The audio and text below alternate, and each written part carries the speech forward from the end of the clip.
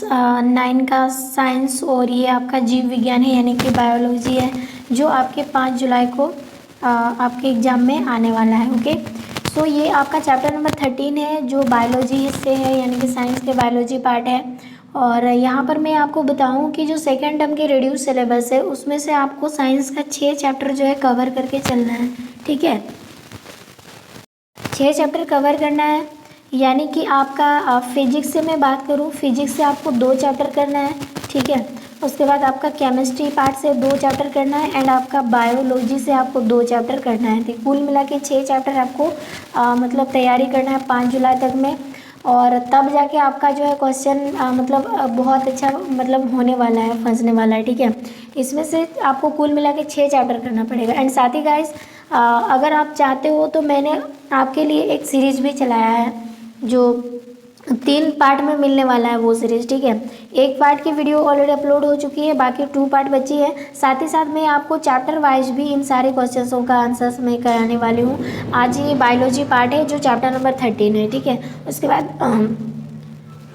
Biology part जैसे ही खत्म हो जाता है यानी 13 वाला खत्म होने के बाद मैं आपको 14 का चैप्टर बताऊंगी, ये दोनों चैप्टर बताऊंगी। उसके बाद आपको केमिस्ट्री में ले चलूँगी। ठीक है, कि जल्दी जल्दी इसको करना पड़ेगा क्योंकि आपके पास टाइम नहीं है ज़्यादा, तो इसीलिए जल्दी ही थोड़ा कुछ करना पड़ेगा। ठीक है, तो सबसे पहले देखो जो अति लघु प्रश्न उत्तर में आपसे क्या पूछा जा सकता है। फर्स्ट क्वेश्चन से यहाँ पर अति लघु प्रश्न उत्तर में इसमें बोला प्रोटोजोआ के कारण होने वाले 2 रोगों के नाम लिखिए। जो प्रोटोजोआ की वजह से जो बीमारी होती है वो कौन से ऐसे 2 कारण हैं, कौन दो बीमारी है। सो आंसर हो जाएगा वो, एक है मलेरिया और एक है कालाजार, जो प्रोटोजोआ की वजह से होता है। याद रखेंगे प्रोटोजोआ के कारण कौन कौन सी बीमारी होती है, मलेरिया और कालाजार। ठीक है, और दूसरा क्वेश्चन से यहाँ पर बोला वायरस से होने वाले 2 सामान्य रोगों के नाम लिखिए।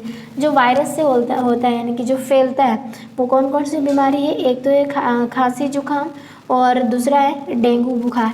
ये 2 ऐसे वायरस से होने वाले सामान्य बीमारी हैं और ये आपको याद रखना है क्योंकि 2 मार्क्स में पूछा जाएगा। नेक्स्ट क्वेश्चन है किन्हीं 2 विश्वव्यापी बीमारियों के नाम लिखिए, यानी कि किन्हीं 2 विश्वव्यापी बीमारियों के नाम लिखना है। एक तो है सार्स और एक है एड्स। ये ऐसे 2 बीमारी हैं जो मतलब कि विश्वव्यापी बीमारी हम कहते हैं। ओके, नेक्स्ट है 4 नंबर क्वेश्चन में बोला एक दीर्घकालिक रोग का उदाहरण लिखिए। एक दीर्घकालिक रोगों का हमें क्या लिखना है, एक उदाहरण लिखना है। सो इसमें क्या हो जाएगा उदाहरण में, जैसे यहाँ पर दिया है फिलपॉप रोग या फिर रोग, या फिर हम कह सकते हैं एलिफेंटियासिस रोग। ठीक है, ये जो एक दीर्घकालिक यानी काफ़ी समय तक रहता है। ठीक है, लंबे समय तक। नेक्स्ट क्वेश्चन है यहाँ पर बोला एंथ्रेक्स यानी कि एंथ्रेक्स नामक रोग किस प्रकार के रोग कारक के कारण होता है। सो आंसर हो जाएगा ये बैक्टीरिया के कारण होने वाला रोग है। ठीक है, आगे यहाँ पर बोला फंजाई द्वारा किस प्रकार के रोग होते हैं। तो आंसर हो जाएगा त्वचा रोग। ठीक है, स्क्रीन रोग हो जाएगा जो हमारे त्वचा को प्रभावित करती है। आगे 7 नंबर क्वेश्चन में बोला विषाणुओं के कारण होने वाले 3 बीमारियों के नाम लिखिए। सो विषाणु के द्वारा कौन कौन सी बीमारियां होती हैं उनका नाम लिखना है। सो आंसर हो जाएगा पोलियो, मतलब कि जैसे यहाँ पर दिया पोलियो, चेचक, एड्स, ये सब क्या है बीमारी जो है वो किसकी वजह से होता है, विषाणु के द्वारा। ठीक है, पोलियो हो जाएगा यहाँ पर, विषाणु के द्वारा होने वाला एक सामान्य सा 3 रोग है। आगे क्वेश्चन यहाँ पर दिया कि 2 प्रतिजैविकों के नाम लिखिए। सो एक तो है स्ट्रेप्टोमाइसिन और एक है मतलब कि टेट्रासाइक्लिन, जो 2 प्रतिजैविक का नाम है, इनको याद रखेंगे। आगे क्वेश्चन दिया असुरक्षित यौनाचार से उत्पन्न होने वाले एक रोग का नाम बताओ। तो आंसर हो जाएगा वो एड्स है। कौन सा बीमारी है, एड्स। अब यहाँ से आपको पूछा जाएगा एड्स का मतलब फुल नेम क्या है, यानी कि फुल फॉर्म क्या है। तो इसका आंसर हो जाएगा जैसे यहाँ पर दिया है एक्वायर्ड इम्यून मतलब कि डिफिशियंसी सिंड्रोम्स, ये जो है एड्स का फुल फॉर्म है यानी कि पूरा नाम है। ठीक है, आगे उसके बाद हमें बोला है यहाँ पर लघु उत्तरीय प्रश्न उत्तर जो 3 मार्क्स का पूछा जाएगा। ठीक है, सो यहाँ पर बोला स्वस्थ है किससे कहते हैं। तो आंसर हो जाएगा स्वस्थ है वह अवस्था है जिसके अंतर्गत शारीरिक, मानसिक तथा सामाजिक कार्य समुचित क्षमता द्वारा उचित प्रकार से किया जाता है। यानी कि स्वास्थ्य वह अवस्था है जिसके अंतर्गत हमारे शरीर या मानसिक या फिर कह सकते हैं सामाजिक कार्य समुचित क्षमता द्वारा उचित प्रकार से किया जा सके, उसको स्वास्थ्य कहा जाता है। आगे है रोग मुक्त कि कोई दो आवश्यक परिस्थितियां बताएं, यानी रोग से मुक्ति पाने के लिए कौन से दो आवश्यकता मतलब आवश्यक परिस्थितियां हैं उनको बताना है। सो आंसर हो जाएगा पहला यहाँ पर, रोग मुक्त होने के लिए व्यक्तिगत तथा सामुदायिक सफाई तथा अच्छा वातावरण आवश्यक है।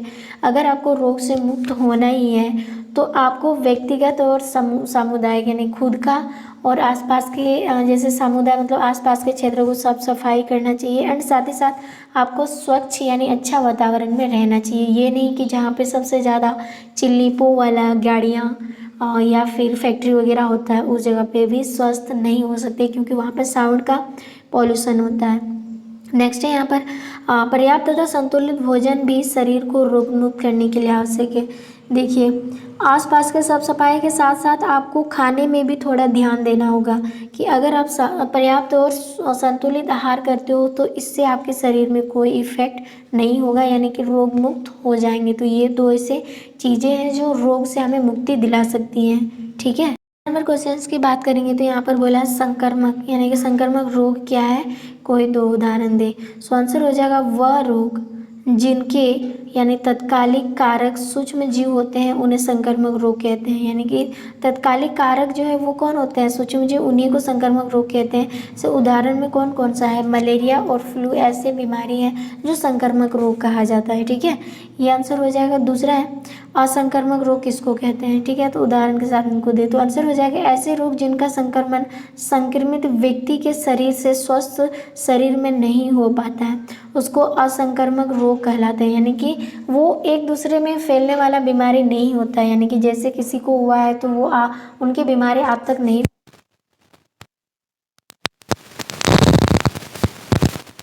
मधुमेह जिसको शुगर बीमारी कहते हैं, हृदय रोग जिसको हार्ट अटैक बोलते हैं। दूसरा है कैंसर तथा मतलब कि श्वसन से संबंधित विकार के कारण उत्पन्न बीमारियां जो असंक्रामक रोग कहा जाता है, यानी कि फैलने वाला नहीं होता है। आई होप आपको ये चीज़ समझ में आ गया होगा। नेक्स्ट क्वेश्चन है वायु के माध्यम से फैलने वाले किन्हीं दो रोगों के नाम लिखें। सो वायु के माध्यम से कौन कौन सी बीमारी जो फैलती हैं, तो आंसर हो जाएगा खांसी जुकाम और एक हो जाएगा टीबी। ये दो बीमारियाँ जो फैलती हैं। आगे संक्रमण रोग के दो उदाहरण लिखे। तो संक्रमण रोग के दो उदाहरण है कौन कौन सा है, संक्रमण व्यक्ति के स्वस्थ व्यक्ति के संपर्क में आने से वो जो उनकी जो बीमारी है वो फैल जाएगी दूसरे व्यक्ति पर, ठीक है। और दूसरा है खांसी, छींक, थूक के माध्यम से भी ये बीमारी जो है फैल जाती है। 7 नंबर क्वेश्चन इसमें हमें बोला सूक्ष्म जीव के संक्रमण से बचने के लिए क्या उपाय करनी चाहिए। सो सूक्ष्म जीव के संक्रमण से बचने के लिए निम्नलिखित उपाय करनी चाहिए। पहला ये है कि खुले स्थानों पर रहना चाहिए। संक्रमण रोगों से बचने के लिए, फैलने वाली बीमारी है उनसे बचने के लिए हमें सबसे पहले क्या करना है, खुले स्थान जहाँ पे ज़्यादा भीड़ भाड़ इलाके नहीं होते हैं, यानी कि भीड़ भाड़ वाले स्थान पर नहीं जाना चाहिए, ठीक है। और दूसरा है साफ़ जल पीना चाहिए। ऐसे नहीं कि कहीं का भी पानी पी लिया जाए, हमें साफ़ जल पीना चाहिए तो हम संक्रमण बीमारी से मुक्त हो सकते हैं। तीसरा है हमें स्वच्छ पर्यावरण में रहना चाहिए, ठीक है। और चौथा समय समय पर टीके जो है लगवाते रहने चाहिए, इससे हमारे रोग में क्षमता जो है वो मतलब कि सुरक्षित क्षमता को बढ़ाती है। इसीलिए हमें टाइम पर हमें क्या करना चाहिए, टीके लगाना जरूरी है। आगे हमें बोला 8 नंबर क्वेश्चन, जब आप बीमार होते हो तो आपको सुपाच्य तथा पोषण युक्त भोजन कराने का परामर्श क्यों दिया जाता है, यानी और मतलब क्यों बताया जाता है आपको सुपाच्य यानी कि खराब चीज़ें या फिर पोषण युक्त चीज़ों को ही खाना चाहिए, ऐसे क्यों ऑर्डर मिलता है। तो इसका फाइनली आंसर तो हो जाएगा कि जैसे यहाँ पर दिया, संक्रमण के समय शरीर की प्रतिरोधक क्षमता कम हो जाती है। प्रतिरोधक क्षमता को बनाए रखने के लिए हमें पर्याप्त तथा पाचक भोजन लेने की सलाह जो है हमें दी जाती है। यही रीजन होगा, ठीक है। नेक्स्ट क्वेश्चन है 9 नंबर में बोला है, यानी कि यहाँ पर दिया है मतलब कि व्यक्तिगत तथा सामुदायिक स्वास्थ्य किस प्रकार मतलब किस पर निर्भर करता है। सो आंसर हो जाएगा व्यक्तिगत स्वास्थ्य उचित आहार, स्वच्छ पीने का जल, स्वच्छ वायु तथा घर का स्वच्छ वातावरण पर निर्भर करता है। यानी व्यक्तिगत समुदाय की जो स्वस्थ होता है वो किस पर निर्भर करता है। सबसे पहली बात तो हमें आहार जो है उचित आहार लेनी चाहिए, पीने का पानी स्वच्छ जल होना चाहिए और स्वच्छ वायु का हमें ज़रूरी है। साथ ही साथ हमें स्वच्छ वातावरण में रहना चाहिए, तब जाके व्यक्तिगत और सामुदायिक स्वास्थ्य मतलब कहा जा सकता है। ठीक है, सामुदायिक स्वास्थ्य की देखभाल के अंतर्गत स्वच्छ पीने का पानी प्रबंधन करना चाहिए, पूर्ण रूपेण अपशिष्ट पदार्थों का निस्तारण, खुले स्थान, चिकित्सा सहायता तथा सभी के लिए शिक्षा का प्रबंधन करना शामिल किया जाता है। नंबर क्वेश्चन इसमें बोला प्राजीव तथा कृमि हमारे स्वास्थ्य के लिए किस प्रकार हानिकारक होते हैं। तो आंसर हो जाएगा प्राजीवों, प्रोटोजोआ से मलेरिया, पैचिस, कालाजार तथा निद्रा रोग हो जाते हैं तथा फिल पाँव नमक रोग भी कृमि के विभिन्न स्पीसीज द्वारा होता है, इसीलिए ये हमारे लिए हानिकारक ही होते हैं। का दीर्घ प्रश्न उत्तर जो कि 5 मार्क्स में पूछा जाता है। ठीक है, सो किस तरह का क्वेश्चन रहेगा, जैसे यहाँ पर बोला संक्रमण रोग फैलने की विभिन्न विधियाँ कौन कौन सी है, किस विधि से संक्रमण जो है बीमारियाँ फैलती हैं। सो आंसर हो जाएगा संक्रमण रोग को फैलने के माध्यम निम्नलिखित है। वो क्या है, एक तो वायु द्वारा संक्रमण होता है कि नहीं होता, वायु के माध्यम से भी होता है। ठीक है, इसीलिए तो आजकल हम लोग मास्क लगाते हैं। ठीक है, ताकि हम दूसरों के सांस जो वायु में फैली हुई उसको हम नहीं कर पाए, यानी कि हमारे अंदर ना आ सके। सो यहाँ पर बोला है छींकने या खांसने से रोगाणु वायु में आ जाते हैं तथा स्वस्थ व्यक्ति में चले जाते हैं। तो ये हो गया पहला माध्यम, तो जिसके माध्यम से बीमारी जो है यानी संक्रमित रोग जो है वो फैलने लगती है। दूसरा है जल द्वारा, यानी जल द्वारा तो प्रदूषित व संक्रमित पानी पीने से यानी कि रोगाणु हमारे शरीर में चले जाते हैं। एक तो है जल द्वारा, दूसरा जल द्वारा, और तीसरा है लैंगिक संपर्क, यानी कुछ बीमारियां जैसे एड्स संक्रमित व्यक्ति के साथ लैंगिक संपर्क करने पर फैल जाती हैं, ये हो जाएगा तीसरा। और चौथा है कुछ जीव जंतु जैसे मादा एनाफिलिस मच्छर भी रोग वाहक का काम ही करते हैं। ठीक है, तो इस तरह से संक्रमित रोग जो है फैल जाती हैं, यही उनकी माध्यम होनी चाहिए। आगे है 2 नंबर क्वेश्चन, इसमें हमें क्या पूछा जा सकता है कि डॉक्टर या नर्स या स्वास्थ्य कर्मचारी अन्य व्यक्तियों की अपेक्षा यानी रोगियों के संपर्क में अधिक रहते हैं, ज़्यादा ही रहते हैं, क्योंकि पता करें कि वे अपने आप को बीमार होने से कैसे बचते हैं। वैसे तो हम जानते हैं जैसे अभी कोरोना था तो आसपास में हमें क्या करना, मतलब कि 2 गज की दूरी बनाए रखो, ऐसे हमें बताया जा रहा था। लेकिन क्या डॉक्टर 2 गज की दूरी से ही कोरोना पॉजिटिव की जो पीड़ित व्यक्ति है उनको 2 गज की दूरी से ही इंजेक्शन फेंक के मारता था? नहीं ना, मतलब उनको तो उनके पास आना पड़ता था, इंजेक्शन देना पड़ता था, दवा ववा देना पड़ता था, तो उनके पास तो आना पड़ता था, लेकिन फिर भी वो संक्रमित क्यों नहीं होते थे? तो उनके लिए उन्होंने बहुत सारी सावधानियां बरतनी पड़ती थी। तो पहला ये है कि डॉक्टर या नर्स स्वास्थ्यकर्मी दूसरे लोगों से अधिक बीमारी मतलब कि दूसरे लोगों से अधिक बीमारी होते हैं, उनके बचाव के लिए उन्हें क्या क्या करना पड़ता है। मरीज को देखने के बाद हाथ साफ करनी चाहिए, जब अपने मरीज को देखा तो हाथ को क्या करना चाहिए, साफ करनी चाहिए। दूसरी, मरीजों की जांच करते समय मास्क का प्रयोग करना चाहिए। अपने फिल्मी वगैरह में देखिए, रियल में भी आपने देखे होंगे कि जब रोगियों की जांच की जाती है तो वो मास्क जरूर पहनते हैं। और तीसरा है सीधे शारीरिक संपर्क से बचना चाहिए। वो सीधे शारीरिक संपर्क से वो बचते हैं, यानी कि इसके लिए उनको हाथ में ग्लव्स वगैरह पहनते हैं, जिससे वो उनको पकड़ने पर भी उन पर कोई इफेक्ट नहीं पड़ता, यानी सीधे संपर्क में आते हैं शरीर के। ठीक है, मतलब शारीरिक संपर्क में नहीं आते हैं। और चौथा है मरीजों से लैंगिक संपर्क से बचना चाहिए। अगर कोई मरीज है तो लैंगिक संपर्क नहीं बनाना चाहिए, इससे हम रोगों से मुक्त पा सकते हैं। दूसरी है मरीजों के साथ खाना नहीं चाहिए, यानी कि मरीजों के साथ कुछ भी चीज़ें जो है खाना नहीं चाहिए, इससे भी हम अपने आप को बचाव कर सकते हैं। और छठी है कि संतुलित आहार लेना चाहिए।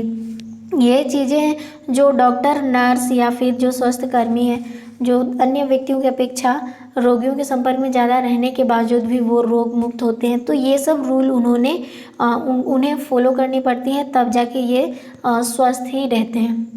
आई होप यहाँ तक आपको समझ में आ गया होगा।